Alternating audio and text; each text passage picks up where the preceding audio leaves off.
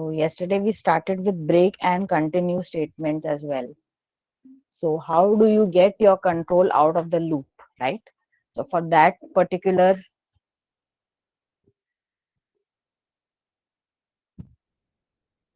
condition, to get it outside the loop, to get your control outside the loop, you need to make use of the break statement. Okay.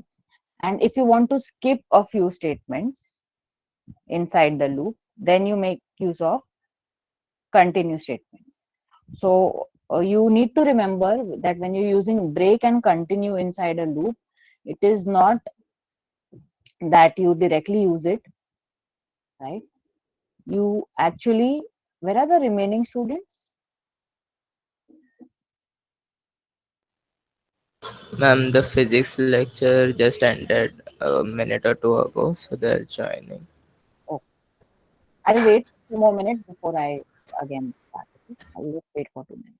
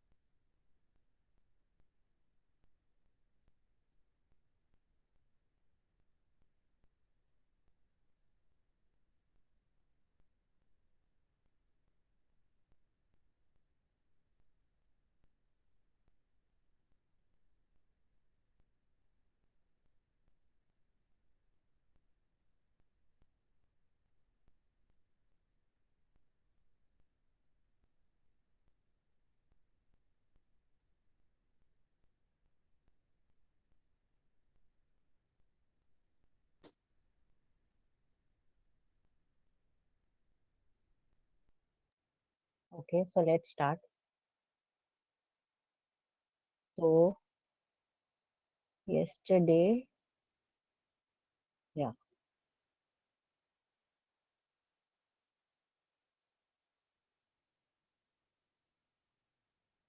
uh, we discussed nested for loops, right? So we did a sort of a revision of for. We discussed nested for loops. Okay. I also told you that nesting of loops can be done in any fashion. That means you can have a while inside or a for inside a while inside a while inside a do while inside a while. Okay.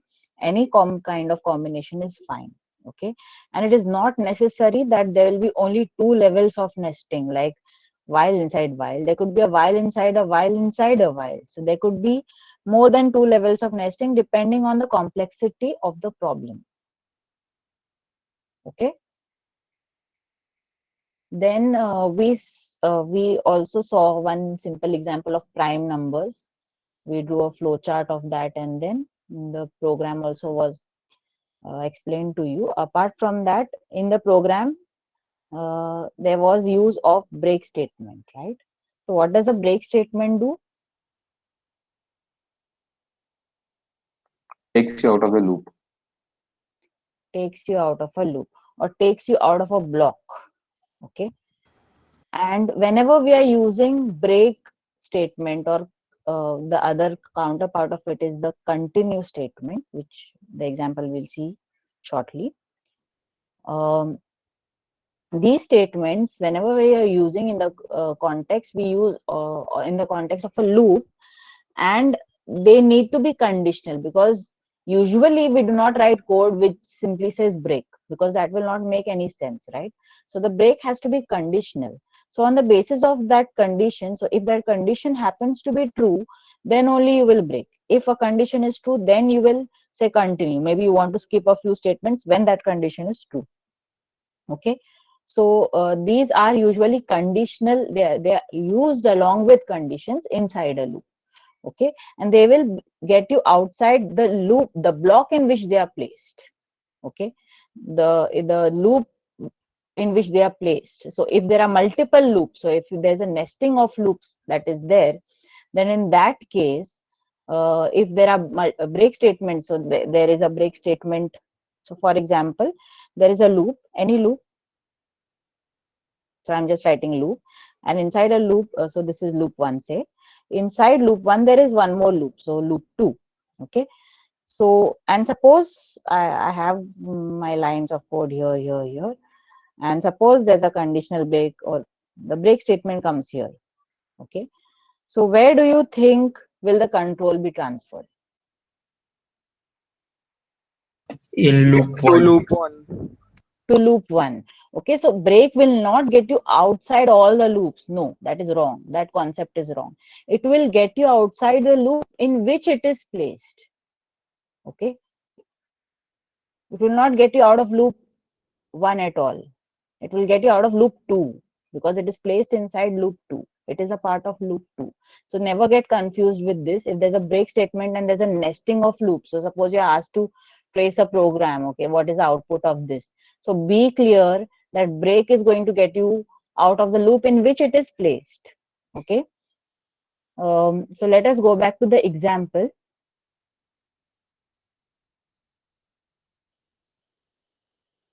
So breaks example we saw yesterday in the case of prime numbers. Let us see what continue does. So continue basically is going to skip over the remainder of the loop body to the end of the loop. Okay, so wherever the continue comes inside a while loop, it will skip over the remainder of the loop to the end of the loop. Okay, so if it is placed in a while loop, okay, and if it is placed, so for example here, so if it is placed here, it will get you to the end, and from the end it will come back and go to the condition check. Okay, so if there is something after this, so suppose which is going to affect, which is going to affect the running of the loop, and what is that? The update. Do you remember, a loop always has a loop update, the update of the loop control variable. So if the update of the loop control variable happens to be out after continue, okay, so suppose this is like I is less than n, okay, and I is your loop control variable. Okay, and I have an I plus plus here. I was initially 1. Okay, I was initially 1, and user entered n as 5. Okay, and here I have written continue, but I plus plus is after continue. The update is written after continue. Then in that case, what will happen? Okay, so if I say something like, if I is equal to, give you a very simple example. So while I is less than n, okay, doing something here. sum plus equal to I. Okay, sum was 0 initially, say n was 5, let me write it, and I was 1. Fine. I write a continue here saying that if I is equal to 3, continue. This is my statement. If I is equal to 3, continue. And after this, I have my update. Okay. So what will happen? What will be the output of this program? Okay. Let us try to trace the output of this program. So I is initially 1. Okay. It goes inside the loop. Is the condition true? First of all, it will check for the condition. Is the condition true? Yes, it is true, right? So it will go inside the program. Sum is sum plus I. So sum was 0. So sum is 1. Okay. Is I equal to 3?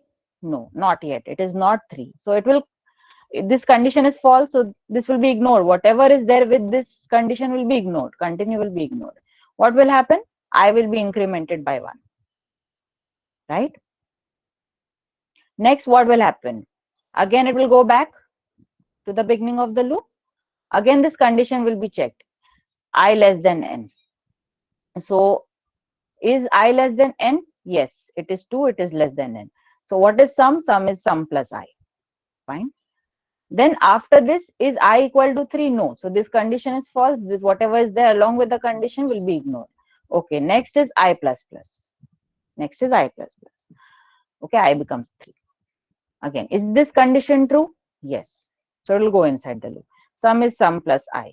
So sum is actually sum plus I. So this sum has become, now this has become 1 plus 2, that is 3. Okay. So 3 plus 3, that is 6. Sum has become 6. Now now what happens is I's value is 3. Okay. I's value has become 3, and that is why this condition is triggered. This condition is triggered. That means this condition is true, right?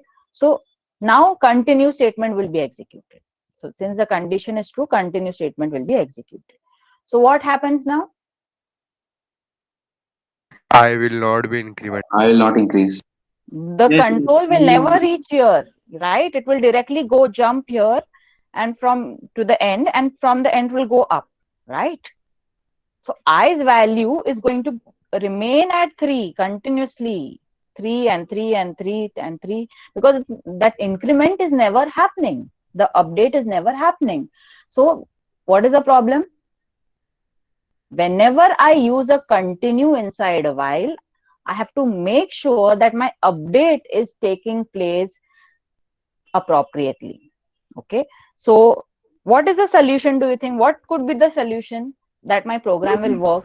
We could increment I in the if block before continuing. Very good. So the I increment has to be once inside the if block. So you need to create a block of if statements, and the first statement has to be an I plus plus, and the next statement has to be continue. Okay. Ma'am, we can increment before if also, no? What? Before the if statement, we can increment. Correct. That could also be done in this case. So what you have to do in this case, it is fine. This is a very simple example, but some cases what happens is, apart from I plus plus, you want to do that sum plus equal to I here actually. Okay. So you do not want to, you do not want to add to the sum if the value is 3, suppose, for example, possible. Okay. Then in that case, that statement will be down, right? Sum plus equal to I will be below that if condition, right? So what will you do in that case? In that case, before continue. we will do. Yes, in that case, before continue. So be careful whenever you're using continue inside while, be careful that it can lead to an infinite loop. That is what I'm trying to say. You be careful where your update is placed. Accordingly, in 2 places, you will have to keep the update. In most of the times, at 2 places, you will have to keep the update. The first update will have to be inside the if block. Okay, wherever before continue, because the moment you say continue, it's going to skip everything after it. Okay, so you have to be careful when you're using continue inside while. Is this clear? So if you're given such kind of a loop and asked to find what is the output, can you say that, can you find out or no, if this kind of a question is given to you in your ISC say? Yes, ma'am. So how to trace the program is very important. So the options could be A, answer is 1, 2, 3. B, it is infinite loop. C, it is some error or something like that. Okay, so answer is infinite loop actually for this question. Next, if continue is What is placed, the function of continue? To skip all continue, the statements after it. it will skip all the statements after it and transfer your control back to the end and then back to the beginning of the loop. See, you can see the schematic here, right? It's transferring the control to the end. That means it will skip everything that is there after continue, all the statements that are there after continue. And then since it is a while loop, it will start executing again. It does not take you out of the loop. Break takes you out of the loop. Continue will keep on continuing the loop. Fine? But if we do, even don't put it, then continue. I couldn't hear you. Hello? Yeah, miss, if we don't बोल नीरज बोल. Yeah, you continue. मैं बाद में पूछूंगा. Okay. Miss, if we don't put continue, so then too it will continue the loop, no? So what is the purpose of this? No. If you don't put continue, then it will continue with the statements that are there after. Na? If there are some statements after it, it will continue with the statements. See, if there is a continue, whatever is there, see, the moment I get continue, so suppose there is your printf I. Okay, in my loop, I'll write it here because that has become a little. So if I is equal to 3, I am writing continue, and down I have printf I. If I do not write this, then I will always be printed. Okay, I have not written the correct syntax, %d and all is missing, but I will always be printed if I do not write this. Okay, but if I write continue, it will skip this. It will not print it for the value of I at 3. When I will become 3, it will not print I. That is what happens. Got it? Got it? Yes, ma'am. Yeah. Ma'am, this case when you told that the answer will be infinite loop, for that I plus plus must be below continue, no? Yes. If I write I plus plus before continue, as I have to. There is no jumbling there, arrows and also. Yeah. See. So if I don't know whether it's eraser here. In this case, right? In this case, it is infinite loop, right? Is it clear? In this case, it is infinite loop because I plus plus is written after continue. Okay. What is the other case? The other case is while I is less than n, sum plus equal to I, and I say if I is equal to 3, okay, maybe I'm printing something here, okay, or yeah, I write I plus plus here and then I say continue, and then here below this also there's an I plus plus. So this will ensure that my loop is running.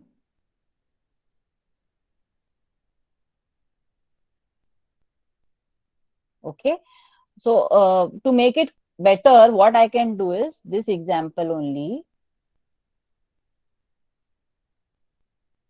What I will do is I will say sum plus equal to I, this statement I will write after it. Fine. Now is the example correct? Clear? So what will happen in this case? Whenever I is anything apart from 3, it will add to the sum. Na? Apart from 3, anything it will add to the sum.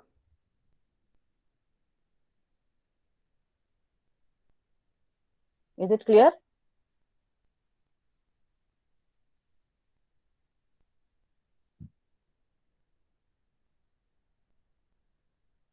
Hello?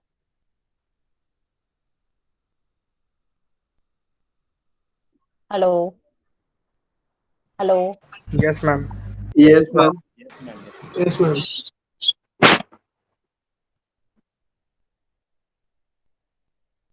So I hope you have understood the way in which it works in case of while loop.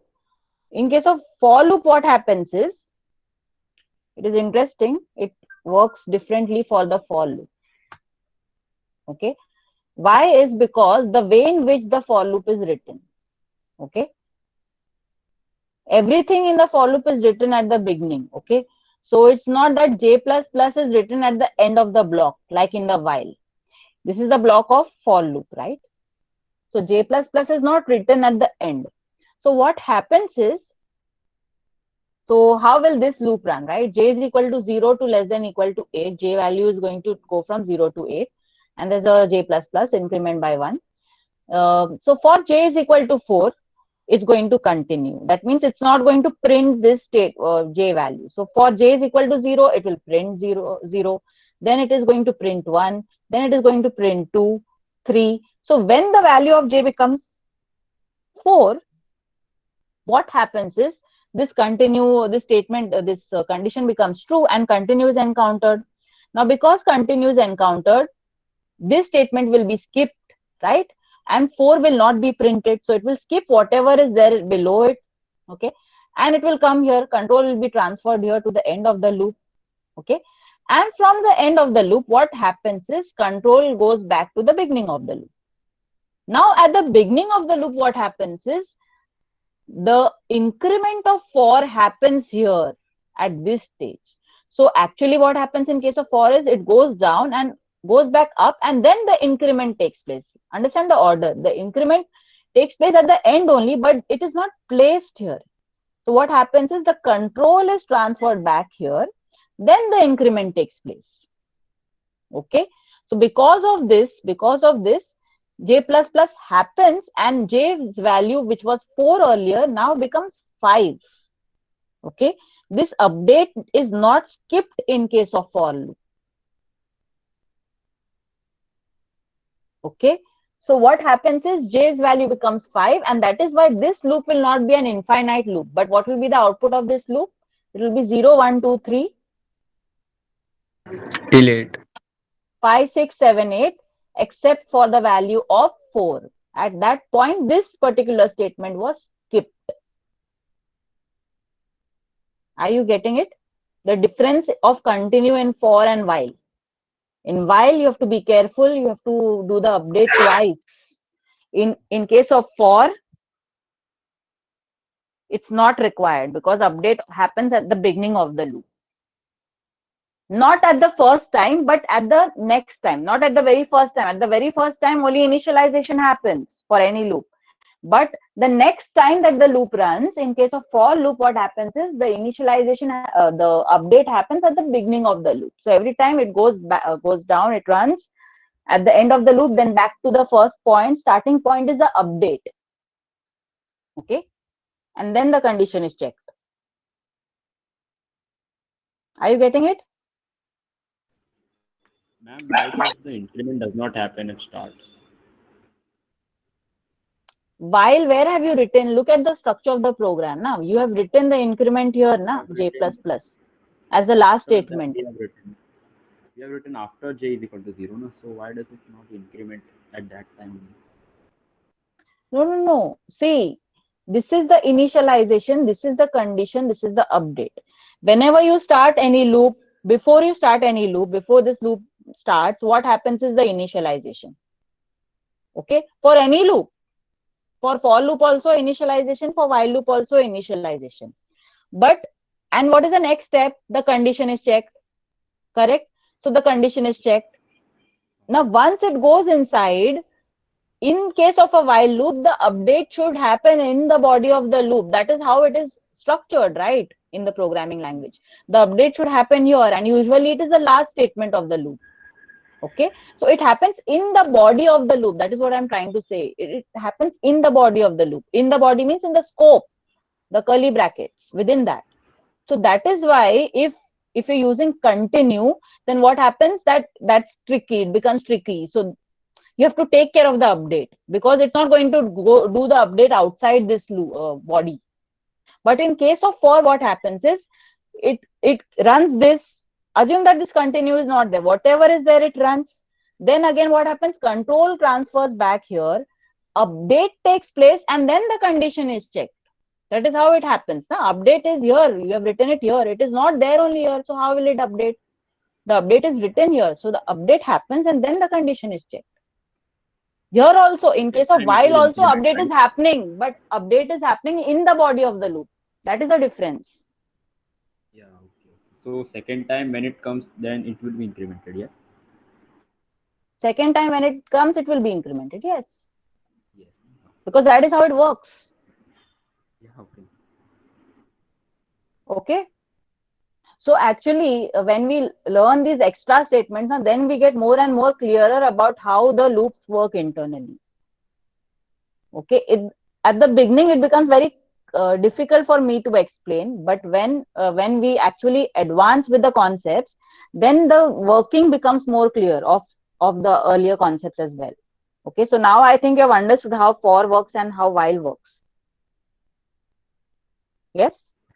Yes, ma'am. This is one more example of while that you can try later on. Okay, it's so here what I have done is, in this example, what is written is counter minus minus is there here, na? It has to be there. Are you getting it?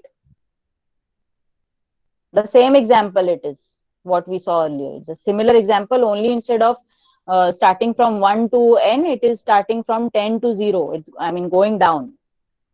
The update counter is decrementing. Okay, that is the only difference in this example. If I don't write this, yeah.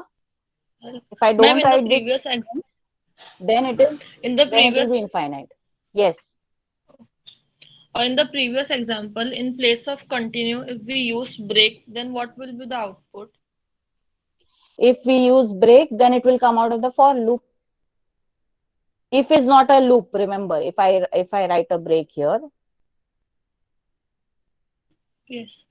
If I write a break here, then the output will be 0, 1, 2, 3. The moment j value becomes 4, okay, what will happen? Control will be transferred outside the loop in which it is placed. If is not a loop, if else, if it is not a loop, correct?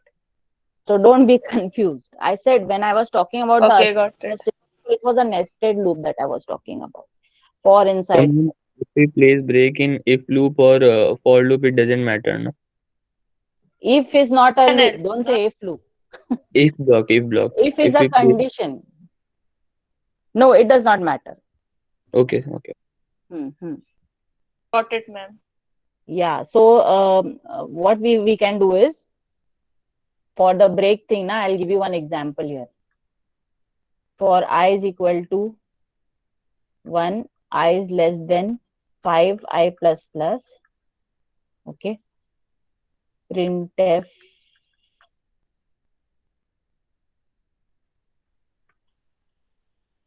then for j is equal to 1, j is less than equal to I, j plus plus. Okay.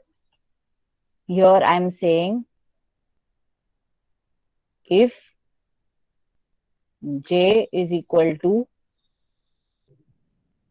2 break. And here I am saying printf j. Tell me what is the output of this program. All of you, please trace this program and tell me.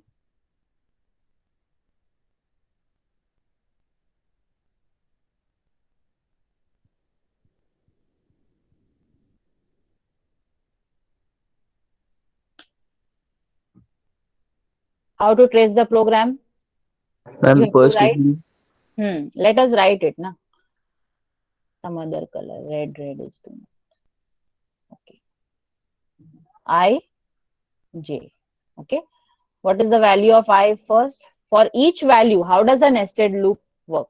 For each value of I, J loop will run how many times in this case? I times, right?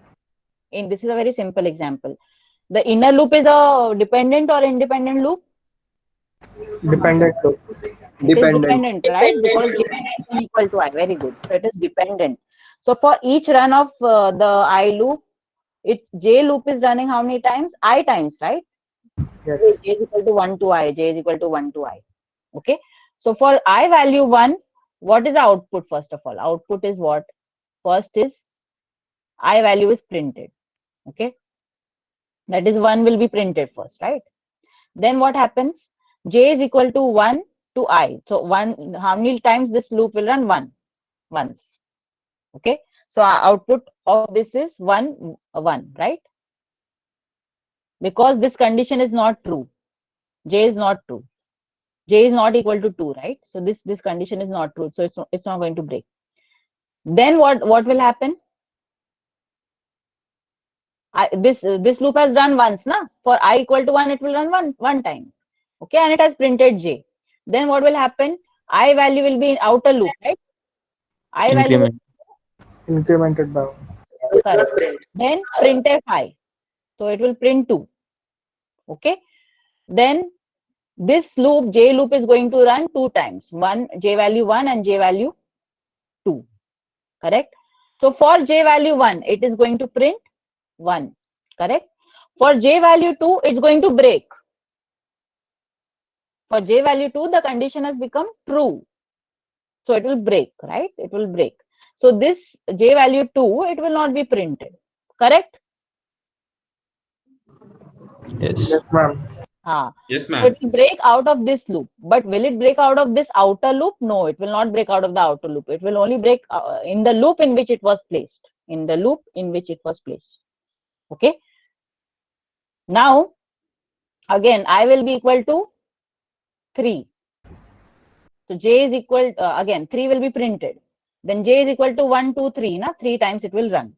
1 will be printed, 2 will not be printed. And 3 also will not be printed because it's breaking, right? J value should be 1, 2, 3, but at 2, it will break. It will not print only, it will come out. So this value is not printed, this value is not printed. Yes or no? Yes, ma'am. Yes, ma'am. Now you're getting it. Now I becomes 4. What happens for I value 4? 1 will print. No, first 4 will be printed. I is printed, right? This one. Then 1 will be printed again. The moment the J value becomes 2, it will not be printed. 2, 3, 4 will not be printed. Okay, so 1 will be printed, but 2, 3, 4 will not be printed. And then I value is 5, right? I value has become 5, and so it will come out of the loop because the condition is I is less than 5. It is not less than equal to 5.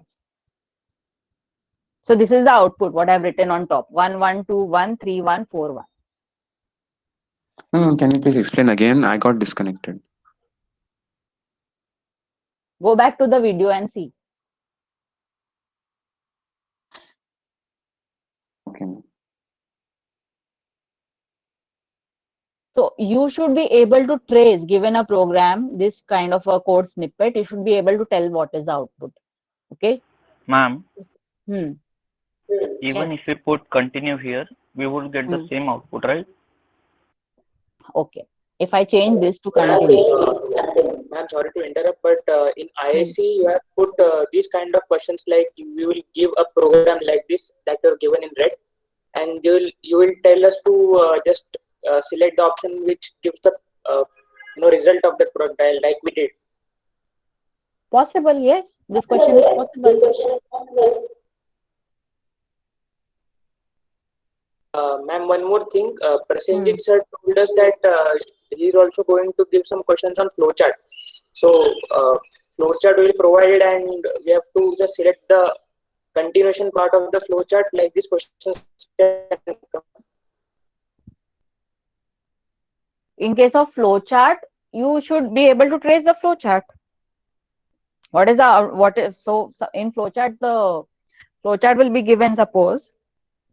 So for sub n value is there. So for n value 5, what is the output? What will be the final output?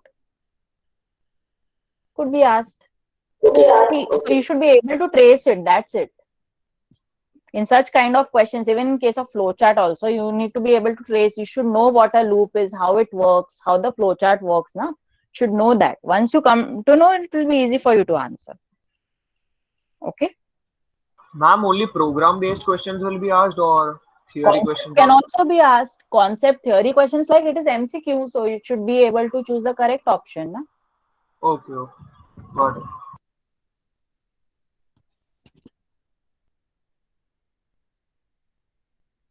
So this is one more example on which takes. Ma'am, Yes. you was going to tell about continue in that statement. Yeah, sorry. So this is continue. This break has been replaced by continue. So what happens? For I will write the output somewhere here, I, J, okay? And the output will be here, green color. So for I equal to 1, 1, 2, 3, and 4, right? I goes from 1 to 4. J will be 1 to I. So it is going to print output as 1 again. Then what happens is J is equal to 1, J less than equal to I. So this loop is running one time, but J is not equal to 2 in the first case. So it's going to print J, right? So it's going to print J. Okay. For the second case, I is equal to 2. So it will print 2 first. Okay. Then it will go inside J loop. J value should range from 1 to 2. Okay. Now for value 1, it's going to print it. Correct? For value of J as 1, it's going to print it. For value of J at 2, you're saying if J is equal to 2, continue. Okay. So it's not going, it's going to skip this. It's going to skip this and come back here. Okay. So since this was the last value, this is going to be the last value, because the loop was running only 2 times in this case, right? So the loop has ended now. The second value is gone. It has not printed this value. Agrees? Everyone agrees for this loop? For I value 2, the loop is going to run 2 times. But for the second time, since you have written a continue, whatever is written after that will be skipped. This statement is going to be skipped. Fine? So, ma'am, it will continue that loop, right? Wait. No. It will continue this. It's with respect to the same loop. It's not going to go anywhere else. So, ma'am, we will get the 3, 4 value now. Wait. So, for I equal to 3, it's going to print 3. Okay. Then 1, 2, 3 should be the possible values. So out of that, 1 will be printed. Okay, 1 will be printed. What about 2? 2 will not be printed because you have written continue, but J will still keep on incrementing. J will still keep on incrementing, right? Because continue skips everything, whatever is there, and then goes back to the beginning of the loop. And in case of for loop, what happens? An increment takes place. Correct? So J plus plus takes place. So now J value is 3. For J value 3, will it print or no? Yes, because the condition is false. So it is going to print 3. Are you getting it? It's going to print 3. Except to Yes, all ma'am, numbers. got it. Yes. So for this case, you should, fourth case, it will be 4, 1, 3, 4. Correct? So this is the output in case of continue. Are you getting it now? Yes, ma'am. Yes, ma'am. Yeah, so you can practice this. You can also run this program and see for yourself. Try all these combinations, run it once. You will understand how it is working. Okay. Then next is, this example is basically on nested loops. Okay, so the question is basically you have to compute the number of or calculate the number of bald eagles which appear in each month for 1 year. Okay, so in each month user will enter the number of bald eagles in groups, that like, so whatever the sightings are there, so there's some sightings are made of bald eagles. So based on the sightings, how many sightings were observed, those are written, the number is written in each sighting. The number of bald eagles which was seen is written. Okay, so 5, 6, 2, 3, 12. These are some records which are made by observation. And then whenever a sentinel is appeared in a month, this indicates that no bald eagle will appear in that month. Okay, so what is the meaning of sentinel? Anyone has any idea about sentinel? This word sentinel. It's nothing but it's a special value of a variable.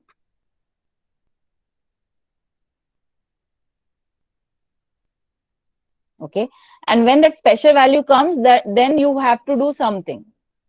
For this particular example, that after once you are adding 5, 6, 2, 3, 12, 2, if you are adding one sentinel, maybe that sentinel value is -1. It's a special value which is reserved. Okay, so whenever that special value comes, you are not going to take any more. You're not going to take any more data for that month. Okay, I'll come to that with an example. So they have used sentinel as 0. Yeah.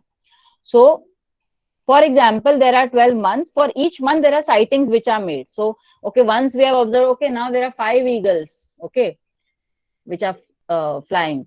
Now next, in the next sighting, they found that 8 eagles were there. Then in some third sighting, 2 eagles were there, okay. And these number of sightings could be variable for each month. It is necessary that each month there will be like 30 days, there will be 30 sightings. If there is a 28-day month, there will be 28 sightings. No, you see the sightings randomly, right? You cannot predict beforehand how many sightings will be there. Okay, so when do you stop taking this input? For each month you're going to collect these sightings. You do not know exactly whether there are fixed amount of sightings, like there are 10 sightings or 12 sightings or 30 sightings. No, some months there are 4 sightings, some month there is 2 sightings, twice it is seen. Okay, and some months there are 10 sightings, we can't say. So when will you stop taking this value, this input? The moment the user enters 0. So when I say 0, that means all the sightings are done with. So this example actually is telling you to control the flow of a loop or to stop taking input for that loop the moment a special value is encountered. So loop will not run n times. The loop is not going to run some number of times, but it will be governed by this sentinel. So sentinel is a variable which takes a special value. It's a special value means it's a fixed value which will mean something, which will have a meaning. Okay, so in this case it could be any value that you decide as a programmer. You can decide any value when you want to stop the loop, okay, which should not be part of the regular input that you take. So if you look at the program for each month, so there are 12 months, so the constants are defined here. See, the sentinel is defined here and the number of months is defined here. So for each month, what you're doing is you are reading the sightings, okay, and basically what you're going to do is this mem site is the number of sightings, okay. So you take the sightings. If the sighting is not equal to the sentinel, then you keep on taking more sightings, okay. The moment it is equal to the sentinel, you stop the loop. That means the moment 0 is entered, the record for that month is done. Okay. So if it's like something like this, you can see here 5, 8, 2 and then 0. 5, 3, 1, 4 and then 0. In this case, it is 1 and then 0. Are you getting it? See, this is 5, this is 8, this is 2. I'll write 5, 8. I don't know whether it is clear. 2, 0. Then this is 5, 3. It is not fixed. That is what I'm trying to say. The number of records that you're taking for each month is not fixed. It is variable. And how do you come to know when to stop? When the user enters 0. Okay. Here in this case, it is 1 and then 0. In the 4th month, it could be something like 3, 4, 3, 5, 1, and then 0. The moment 0 comes, you need to stop taking input for that month. This is the condition which is given in the program. This is how the input is going to be entered. So you have to structure your program in that fashion. Okay. So first thing, everyone should understand that there are 12 months. So the outer loop will run 12 times. So that is why the outer loop that we have written is going to run 12 times. For month is equal to month, 1 month less than equal to 12. Okay. And for each run of the outer loop, the inner loop is going to run how many times, that we do not know. The inner loop will be governed by what the value of this data that is entered by the user. This is one member sightings for this month, for the current month. So you take it. So suppose user has entered first row. So user has entered 5. So is your 5 equal to sentinel? No, your sentinel is 0. So it will go inside the loop and it will add. It will add that to the total number of sightings, because what is the end result of the program? You have to count the total number of sightings, the eagles which were seen. Okay.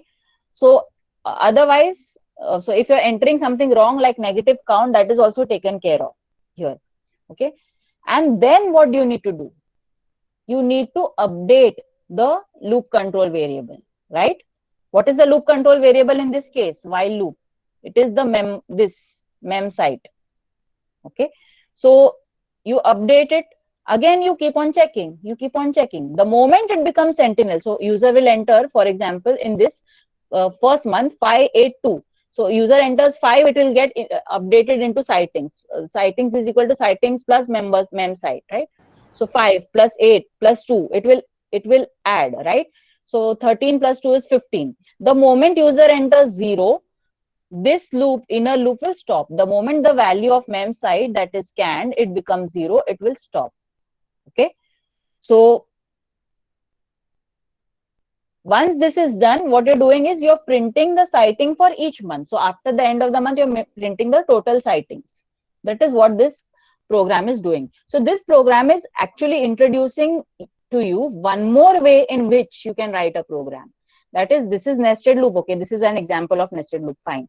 But the nested loop is not governed by counting. Usually, whatever programs we have written, we have done counting, right? This loop is running n times, 5 times, 4 times. No, this loop is not going to stop in this fashion. It's going to stop when a special value is encountered. This is one example. You have used such kind of a loop. Where have you used? You remember the binary decimal conversion. Yeah, binary decimal switch statement. strong number. When do you stop that loop? When that remainder becomes 0, na? Something like that. Yes, the Zero temp is a value sentinel. becomes Yeah, 0. zero is a sentinel value. So you're not writing for I equal to 1 to n. No, you're not writing that. Okay. So this is just introducing one more way to write a program, and it's a simple example to say. Okay. So I just want to stop here, but I want to tell you one more thing is about the plus plus and the minus minus operator. Okay. Now there are many operators which are there. Okay. For the, as far as the first exam, this ISE 1 is concerned, don't worry about the operator section. What we have taught so far is, let me discuss. Give me a minute. I'll just share.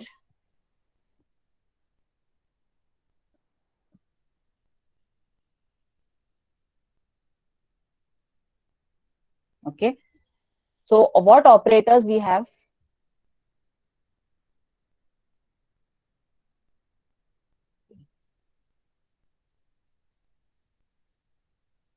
What operators we have discussed?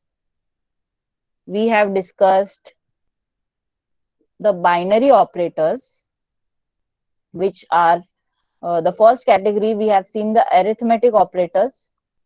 What are the arithmetic operators? Plus, minus, star, division, mod. Okay, these operators we have seen. Then we have seen the relational operators. Do you remember relational operators, which you use for conditions?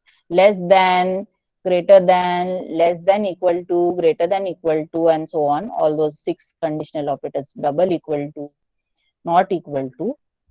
Then what we have seen? Logical. Logical operators, which allow you to combine them. Logic, also known as logical connectives, and, or, not, right? Okay, out of this is a unary operator. Okay, now apart from this, we have seen assignment operator and compound assignment operators, right? Plus, equal to, minus, equal to. Okay, assignment operator is a single equal to. Apart from this, we have just seen that these two operators, plus plus and minus minus. Plus plus are for incrementing a variable's value, right? Incrementing, and minus minus is for decrementing. Now there are two ways to write it, I told you. So suppose a is a variable, integer variable. This is for integer variables only. Okay, so integer variable, if I say a plus plus, if I say a plus plus, then what happens is the value of a is increment. Okay, now suppose a is 5. If I write an a plus plus, internally how it works, let me tell you that. Internally, a is there. Okay, a is 5. Okay, then a is equal to 5 happens, and then a plus plus happens. Okay, then 6 happens. So it is post increment. So suppose I write an expression like this. I have one more variable b. Okay, I write b is equal to a plus plus. Since it is post increment, what happens is the precedence of this operator is less than assignment. So this operation takes place first, and then this for post increment. Okay, so that means what happens is b is equal to a is done first. So b's value will change to 5. Okay, and then a will be incremented. So a will become 6 after assignment. Okay, on the other hand, if I change the statement and I say b is equal to, assuming this statement I have not written, I have written b is equal to plus plus a, then what will happen? First increment will happen and then the value will be given. This is having higher priority. Okay, so then what happens is b will become 6 first, and then a will become 6 first. Sorry, a will become 6 first, and then it will be assigned to b. And how higher priority is? What? How do we come to know pre-increment is higher priority than? That is how it is defined. Pre means it is defined, it is incremented first before assignment. Whenever it comes with an assignment, it is incremented first. Okay, so if you are written, see, when it is written, I just want to make a point here. When you write a plus plus in this as alone, as a single statement, or plus plus a as a single statement, it will not have any effect. It will have the same effect, I mean to say. The value of a will be incremented by 1. But when it is written along with the equal to, the assignment operator, the precedence matters. The precedence changes.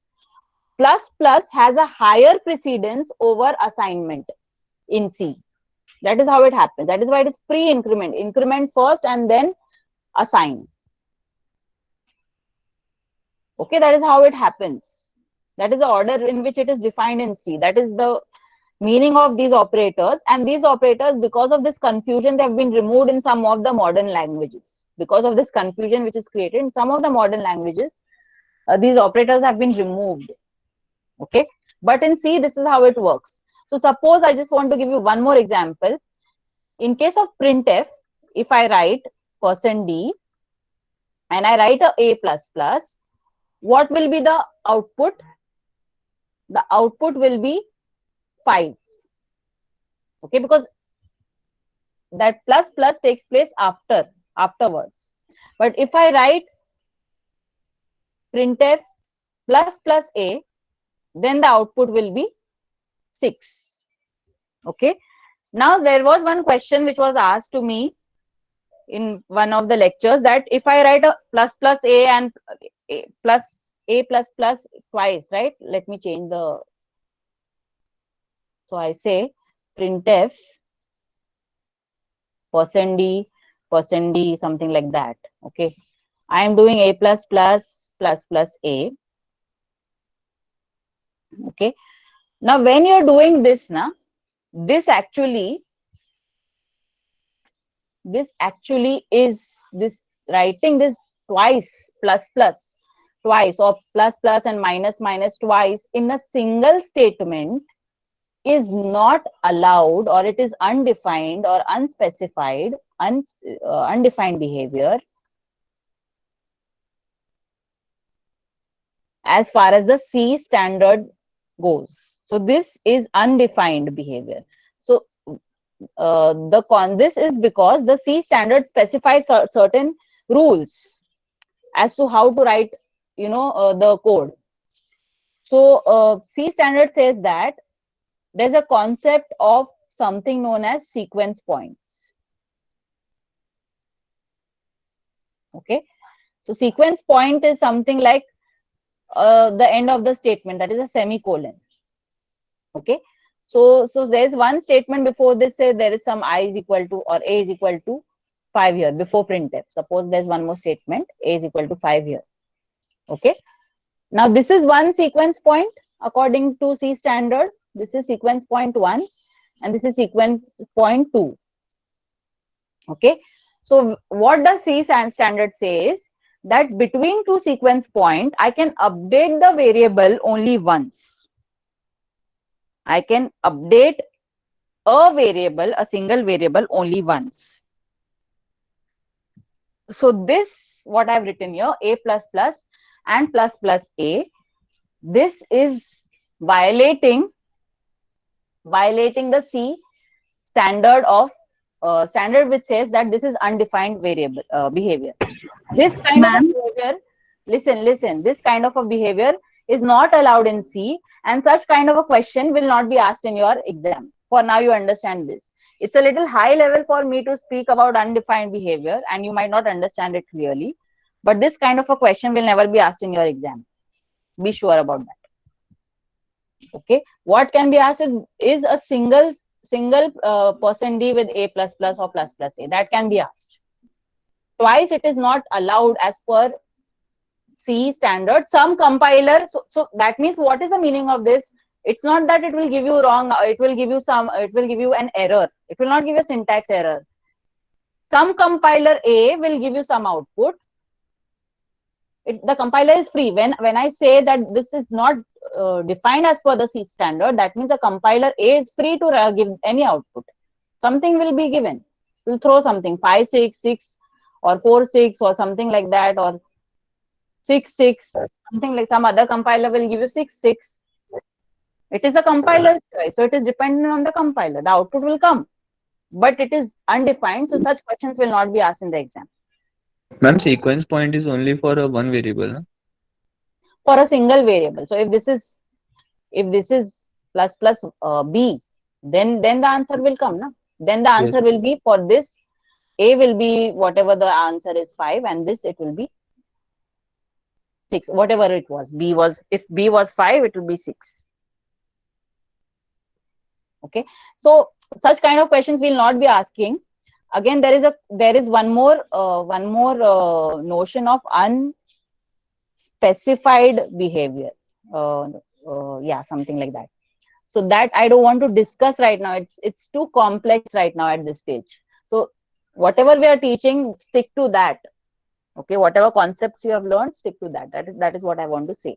So as far as operators is concerned, only these questions, these operators will be touched upon, and at the max this plus plus and this. But we will not never ask you a question like this. Don't be afraid of that. You will not get a question like this. Miss, the paper will be totally MCQ based. Yes. Okay. Ma'am, what is the And exact Miss, till date where you will of ask? 30 marks. It is 30 marks. The notice will be coming by today evening. I'll be Miss, till where you mailing the will ask? notice. Huh?